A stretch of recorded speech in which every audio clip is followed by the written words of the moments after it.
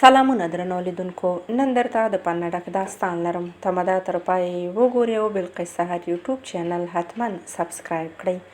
د یوې ښځې او میړه د واده څخه څو کاله تیر شول، خو اولاد یې پیدا نه شو. د دې لپاره چې د تنهایۍ او د یوازیوالي څخه ځان خلاص کړي، یوه دانه سپی یې پیدا کړ او په ډېره مینه یې ورڅخه ساتنه وکړه.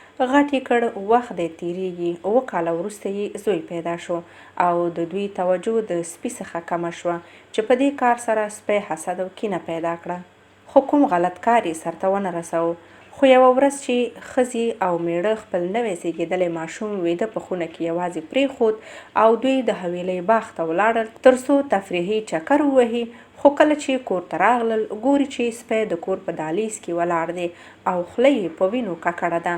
د ماشوم پلار د سپي په داسې لیدلو سره سخت غوسه شو او فکر یې وکړ چې زما زوی یې خوړلی.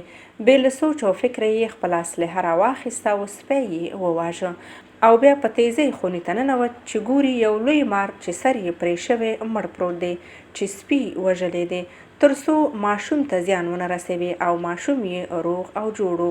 نو قدرمنو لیدونکو، د دې کیسې مطلب دا دی چې هیڅکله عاجله او بې سوچ او فکره قضاوت ونه کړئ.